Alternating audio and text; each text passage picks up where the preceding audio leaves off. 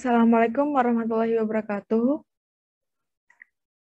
Yang terhormat, Ibu Resi Pratiwi, MPD, selaku dosen mata kuliah Praktikum Kimia Anorganik Dasar. Di sini kami dari kelompok 2 dari Kimia A1 dan A2 akan menyampaikan preview mengenai percobaan 5, yakni bilangan oksidasi nitrogen. Sebelumnya, di sini saya akan menyampaikan dari kelompok 2A1 yang terdiri dari Muhammad Yusril Baihaqi dengan NIM 21080360002. Yang kedua adalah Dimas Rizky Fajar dengan NIM 21080360009. Yang ketiga ada Wahyu Wulandari dengan NIM 21080360006. Yang keempat ada Kiki Ratna Widyastuti dengan NIM 21080360010. Yang kelima ada Davania Elga Melinda dengan NIM 21080360015.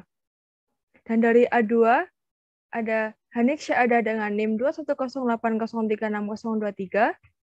Selanjutnya adalah Albin Alfian Daud dengan NIM 21080360022. Selanjutnya ada Anissa Prita Adista dengan NIM 21080360016. Selanjutnya ada Mufik Alifa Kurtaini dengan NIM 21080360025. Dan terakhir ada Dava Azhar Adillah dengan NIM 21080360030. Pada percobaan kali ini, memuat tujuan percobaan yakni untuk mempelajari reaksi redoks asam nitrat dan garam nitrat, reaksi redoks asam nitrit, dan reaksi redoks amonia dan ion amonia. Selanjutnya ada dasar teori yang akan disampaikan oleh rekan satu tim kami, yakni ada Wahyu Wulandari dan Kiki Ratna Widyastuti. Kepadanya dipersilahkan. Baiklah, di sini saya akan menjelaskan tentang dasar teori. Nitrogen adalah gas tak berwarna dan tak berasa yang menempati 78,1% atmosfer. Nitrogen dihasilkan dalam jumlah besar bersama oksigen dengan mencairkan udara dan diikuti proses fraksinasi nitrogen. Nitrogen adalah gas yang inert di suhu kamar, namun dikonversi menjadi amonia di industri. Sebab dari keinertannya adalah tingginya ikatan rangkap 3. Nitrogen dikonversi melalui proses fraksinasi biologis dan sintesis menjadi amonia. Pendapat ini merupakan pendapat dari Saito pada tahun 2008. Senyawa yang terbentuk dari hasil kombinasi nitrogen dengan unsur lain sangatlah banyak. Dari persenyawaan tersebut, nitrogen mempunyai bilangan oksidasi yang bervariasi.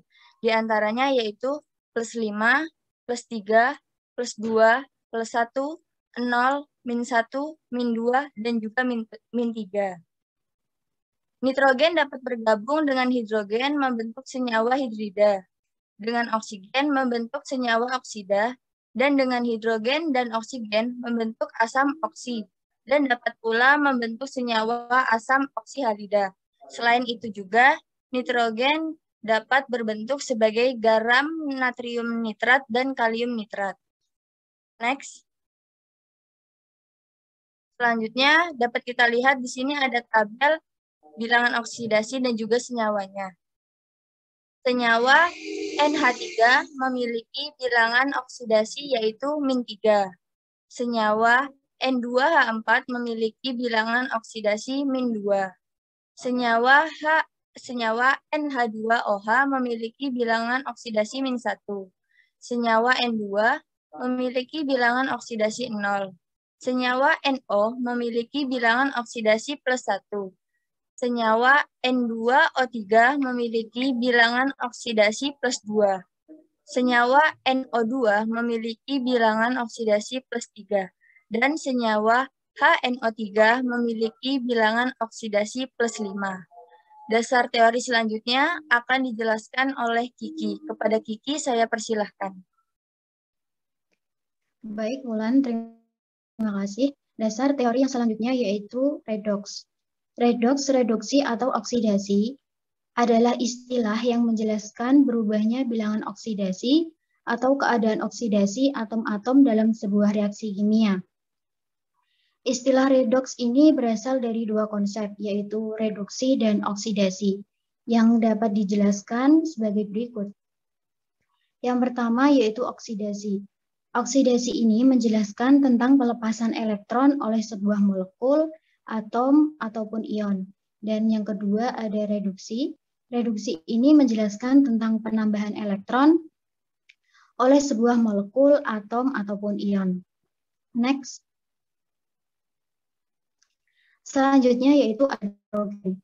Nitrogen berasal dari bahasa Latin yaitu nitrum. Dalam bahasa Yunani berasal dari kata nitron yang berarti soda ASL dan gen yang berarti pembentukan. Next.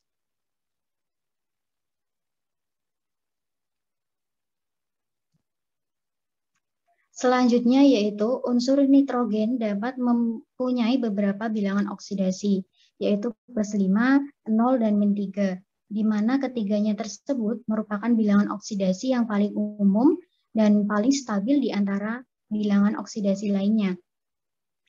Terdapat dua asam oksinitrogen yang umum, yaitu HNO3 dan HNO2. Asam nitrat merupakan asam kuat dan juga sebagai pengoksidasi yang kuat. Asam nitrit yang pekat dapat mengoksidasi hampir semua logam, kecuali AU, PT, RH, dan LR. Asam nitrit ini kurang stabil dibandingkan asam nitrat yang lain, dan cenderung terdisproporsionisasi menjadi NO dan HNO3. Materi yang selanjutnya yaitu tentang alat dan bahan yang akan disampaikan oleh rekan saya, Anissa Prita, dipersilahkan.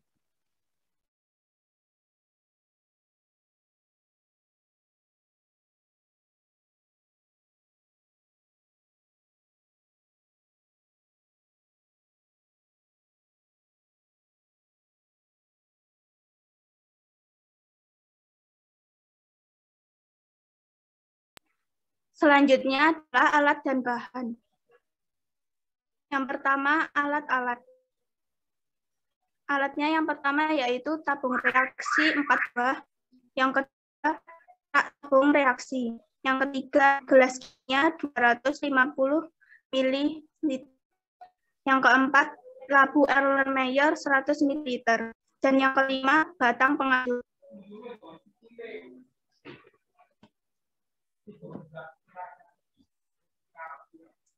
Yang selanjutnya adalah bahannya. Yang pertama, lakmus indikator. Yang kedua, 0,05 M. Dan yang ketiga, kalium nitrat hasil percobaan 2 yang praktikum kemarin. Yang keempat, tembaga nitrat. Yang kelima, amonium dikromat. Yang keenam, logam aluminium.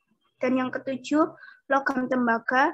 Yang kedelapan, NaOH 0,5 mol, yang ke-9 HNO3 2 mol, dan yang ke-10 asam nitrat pekat, yang ke-11 Ki, yang ke-12 KMnO4, yang ke-13 es batu. Materinya akan disampaikan yaitu Yusril.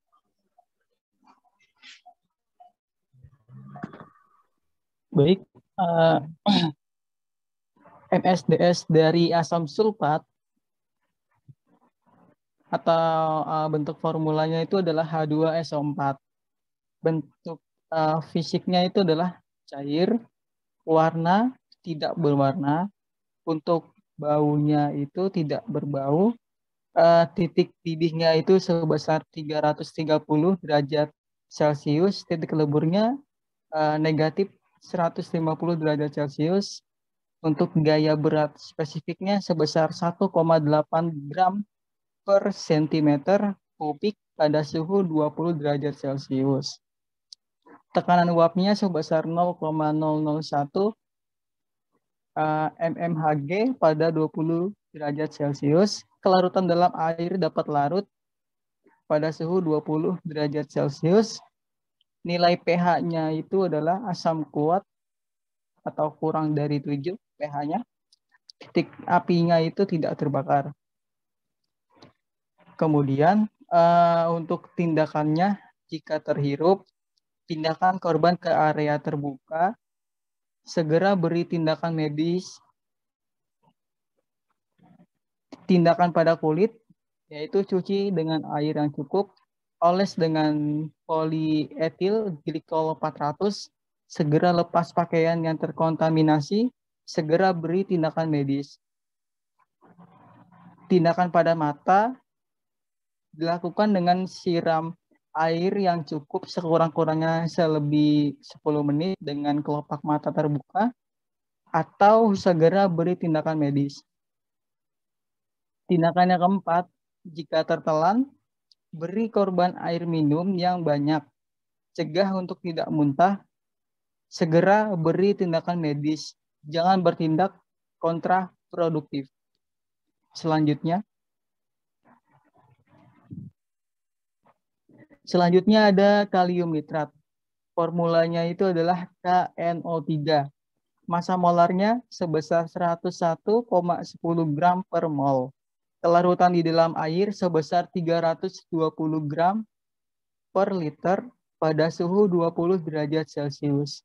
Titik lelehnya sebesar 334 derajat Celcius. Densitasnya itu sebesar 2,11 gram per centimeter kubik pada suhu 20 derajat Celcius. Untuk bahayanya itu mudah terbakar dan mudah untuk teroksidasi. Untuk tindakannya itu sama seperti yang tadi. Selanjutnya itu ada tembaga nitrat. Rumus kimianya itu adalah CuNO3 2 kali. Massa molarnya itu sebesar 187,5558 gram per mol. Kemudian densitasnya itu sebesar 3,05 gram per centimeter kubik. Titik leburnya sebesar 256 derajat Celcius, atau kita konversikan menjadi Kelvin sebesar 529. Titik didihnya sebesar 170 derajat Celcius, atau kita konversikan menjadi Kelvin sebesar 444. Kelarutan dalam air trihidrat itu sebesar 381 gram per 100 ml pada suhu 40 derajat Celcius. Kelarutannya, hidrat sangat larut dalam etanol atau C2H5OH, amonia, NH3, dan air. Tak larut dalam etil asetat. Untuk bahayanya, itu mudah iritasi, mudah teroksidasi, dan mudah terbakar. Untuk tindakannya itu sama seperti yang tadi. Next. Selanjutnya itu adalah amonium dikromat atau NH4 2 kali CrO7. Bentuk fisiknya cairan bertekstur seperti minyak, tidak berwarna atau kuning. Untuk baunya itu berbau tajam, rasa logam yang manis. Suhu penguraiannya sebesar negatif 19 derajat Celcius. Untuk berat jenisnya itu sebesar 130 derajat Celcius dengan pH 9,27. Kelarutannya itu sebesar 10 mmHg pada suhu 24 derajat Celcius. Untuk bahayanya itu mudah terbakar, mudah teroksidasi, dan mudah meledak. Untuk tindakannya itu sama seperti yang tadi. Next.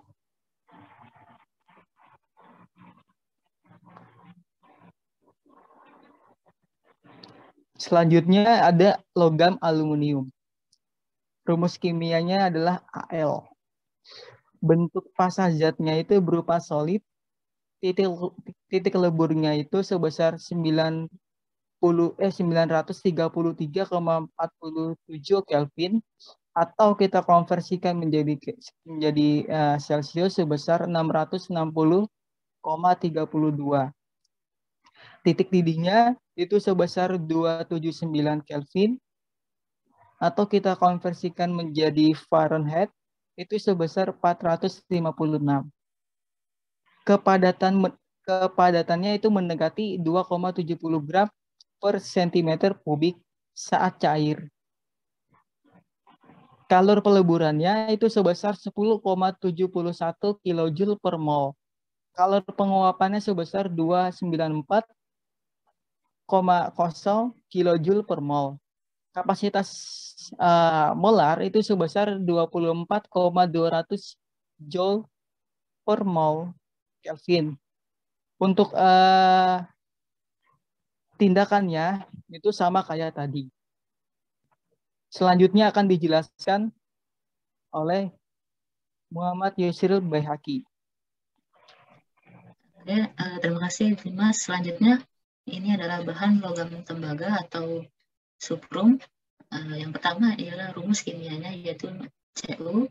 Penampilannya ialah padat biru, titik leburnya itu 1,085 derajat Celcius, titik didihnya 2,562 derajat Celcius, dan kepadatannya sebesar 8,96 gram per cm kubik. Di sini pH dari logam tembaga ialah 3,5 sampai 4,5 pada 50 gram per liter 20 derajat Celcius. Bahaya yang terdapat dalam tembaga ini ialah berbahaya jika tertelan, menyebabkan kerusakan mata yang serius, sangat toksik pada kehidupan perairan dengan efek jangka panjang. Dos penanganan bahayanya di sini sama seperti bahan sebelumnya. Selanjutnya di natrium hidroksida atau NaOH, nama senyawa yaitu natrium hidroksida, memiliki massa molar 39,997 gram per mol. Penampilan yaitu padatan putih, besaran kepadatan itu sekitar 2,13 gram per cm kubik, titik lebur sebesar 318 derajat Celcius, titik didih 1,388 derajat Celcius, dan pH natrium hidroksida ialah kira-kira sekitar kurang dari 14, lebih dari 14 pada 100 gram per liter 20 derajat Celcius. Bahayanya ialah dapat korosif terhadap logam, menyebabkan kulit terbakar yang parah dan kerusakan mata jika terkena, resiko kebutaan, iritasi, dan korosi, hingga batuk dan gangguan pernafasan. Untuk penanganan bahayanya masih sama seperti bahan sebelumnya. Selanjutnya ini adalah asam nitrat atau HNO3. Nama senyawa asam nitrat, penampilannya cairan tak berwarna, baunya menyengat, kepadatan sebesar 1,51 gram per cm kubik, titik didih sebesar 83 derajat Celcius, massa molar sebanyak 63,01 gram per mol, titik lebur sebesar minus 42 derajat Celcius, dan pH kurang dari 1. Bahayanya ialah dapat mengintensifikan api atau pengoksidasi. Kedua, dapat korosif terhadap logam. Ketiga, menyebabkan kulit terbakar yang parah dan kerusakan mata. Untuk penanganan bahaya masih sama untuk bahan sebelumnya.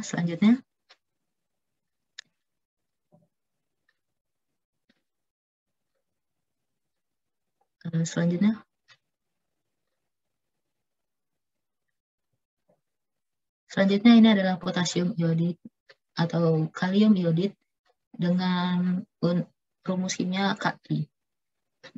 Penampilannya ialah padatan putih, massa molar memiliki sebesar 166,0028 gram per mol, padatan sebesar 3,12 gram per cm kubik, kelarutan dalam air sebesar 128 gram per 100 ml, pH-nya kira-kira 6,9 pada 50 gram per liter 20 derajat Celcius, titik lebur terurai sekitar 560 derajat Celcius, dan titik didih sebesar 1,325 derajat Celcius pada 1,013 HPA.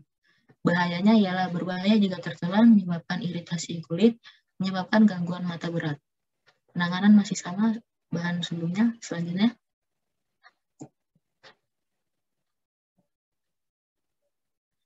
ada kalium permanganat atau KMNO4.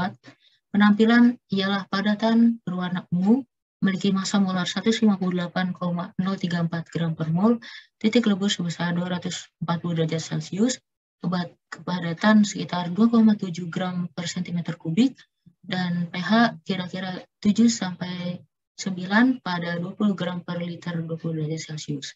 Bahayanya ya dapat mengintensifikkan api atau sebagai pengoksidasi. Berbahaya jika tertelan dan menyebabkan kulit terbakar yang parah dan kerusakan mata. Penanganan masih sama dengan bahan sebelumnya, dan selanjutnya cara kerja akan dilanjutkan oleh Saudara Albin. Silakan.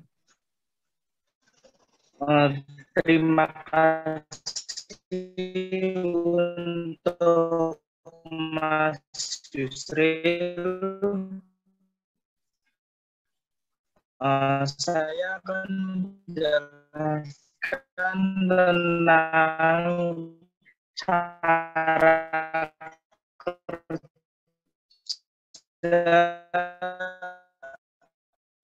eksperimen 1, yaitu tentang reaksi redoks asam nitrat dengan garam nitrat.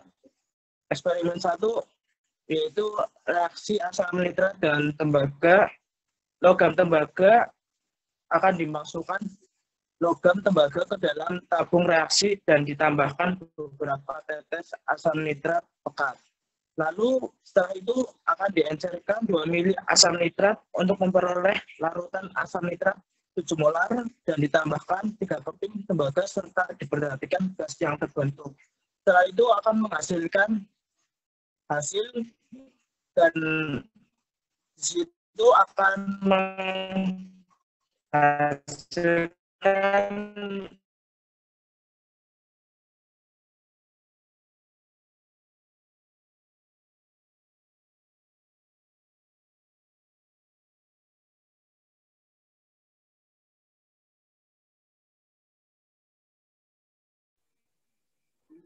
Baik.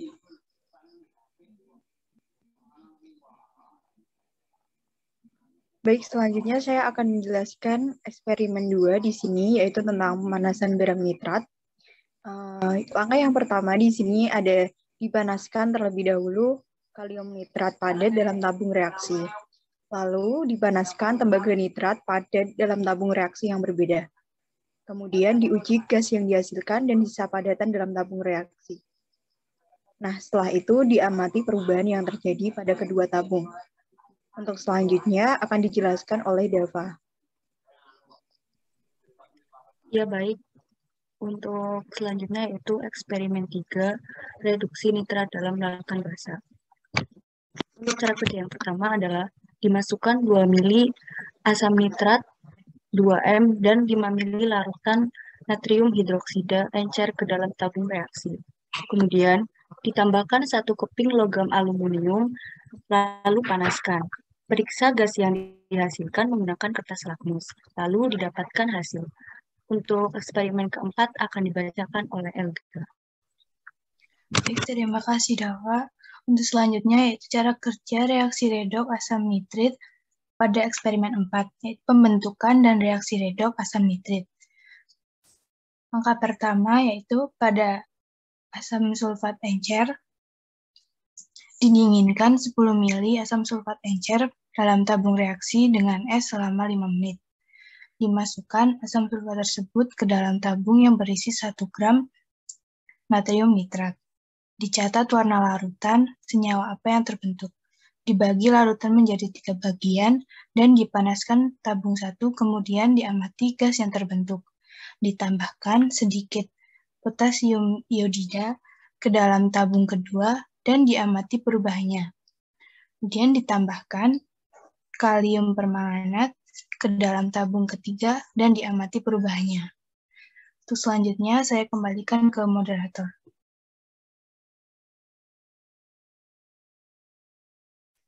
Demikian preview dari kelompok 2 dari kimia A1 dan A2.